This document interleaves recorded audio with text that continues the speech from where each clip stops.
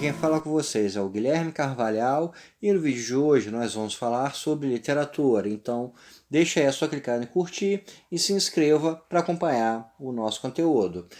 No vídeo de hoje a gente vai falar sobre o livro A Confissão da Leoa, que foi escrito pelo Meia Couto, que é um autor moçambicano e é um dos maiores autores da língua portuguesa atualmente.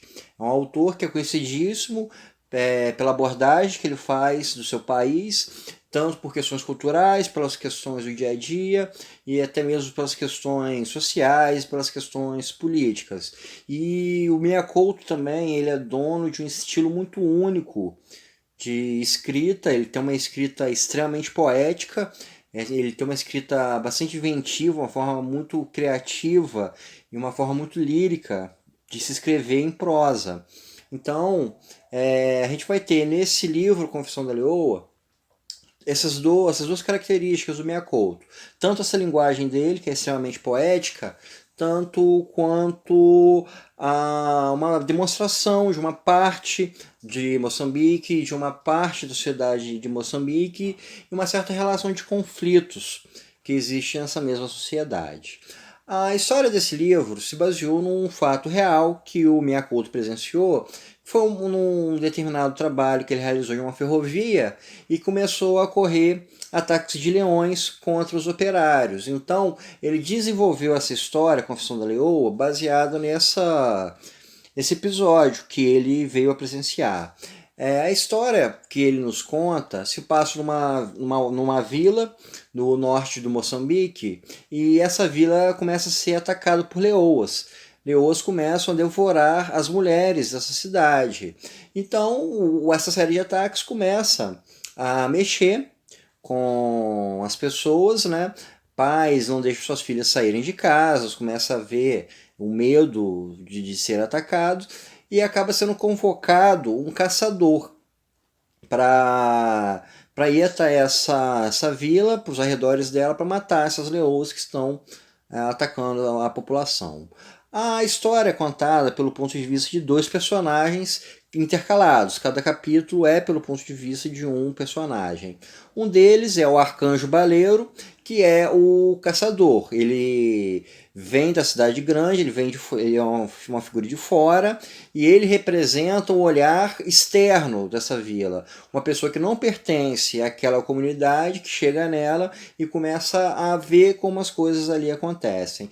E o outro personagem é a Maria Mar, que é uma menina nascida nessa vila, e ela representa o olhar de dentro, o olhar de quem está inserido nesse meio, que é o que o Meia Couto vem a nos descrever. Então, ao longo dessa narrativa, a gente vai ter a relação desses dois personagens, e o Meia Couto ele trabalha muito com a relação das lembranças e a relação do personagem com essas lembranças e como essas lembranças vêm a afetar na sua realidade presente.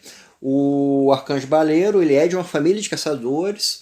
Ele tem uma relação um tanto complexa com sua família. O irmão dele tinha problemas mentais, matou o pai, e ele é apaixonado pela sua cunhada. Então ele carrega todo um certo peso psicológico dentro dele que vai refletir na forma como ele vai lidar com essa cidade onde ele está indo.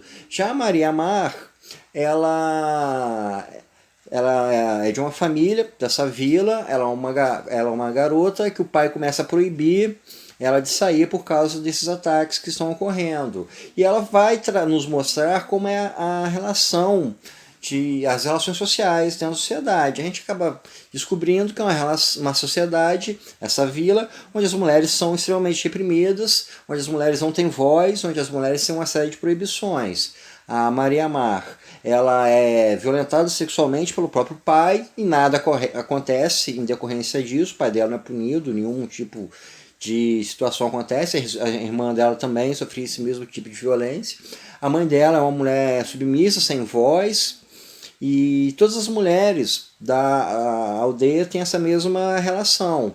Ao longo da história, uma das mulheres dessa aldeia, ela ultrapassa o local proibido para onde as mulheres não podem passar e recebe a punição de ser estuprada por vários homens da vila. Então, a gente acaba tendo o desenho de uma vila bastante desigual, de relações sociais muito complexas e violentas. E é onde esses dois personagens vão interagir. Com um detalhe de que Maria Mar e o Arcanjo Baleiro já se conheciam. Alguns anos atrás, o Arcanjo Baleiro tinha ido nessa vila e tinha salvado a Maria Mar de um estupro. Então ela tem uma visão dele, uma espécie de romantismo por um herói, por um salvador, alguma coisa um pouco nesse aspecto, de enxergá-lo como uma espécie de salvador, e ela fica muito apreensiva com a chegada dele, fica muito cheia de esperanças com a ideia de que ele vai levá-la embora, e alguns sonhos românticos desse estilo. E a gente vai vendo então a relação desses dois personagens principais com todas as pessoas e com a busca pelas leoas que estão ao redor dessa vila, causando esses ataques. E o Miyakoto acaba colocando a gente numa relação bem complexa, que ele nos coloca com dois personagens, ele nos coloca com o passado dos personagens, ele nos coloca com a complexidade desses personagens, insere esses personagens em um contexto bem específico e ainda vai nos levar a compreender o que causa esse ataque dessas leoas, que no fundo, esse ataque das leoas nada mais é do que uma espécie de manifestação de todo o sentimento de ódio, todo o sentimento de violência, todo o sentimento de repressão que ocorre dentro dessa vila. Então, ele pega toda uma relação social, toda uma relação que é imersa em questões políticas, em questões de uso de violência, coloca esses personagens e vai colocar como se todos esses conflitos encadeassem em algo um tanto quanto místico, que seria o surgimento de leoas que estariam imbuídas de algum sentimento de libertação, ou de vingança, ou de salvação. E aí ele constrói, com toda a sua linguagem poética, um universo muito único, muito singelo e muito complexo, que leva a gente a repensar sobre relações humanas, sobre relações de poder e como as sociedades humanas funcionam. Então, pessoal, isso é tudo por hoje. Espero que vocês tenham gostado e até o nosso próximo encontro.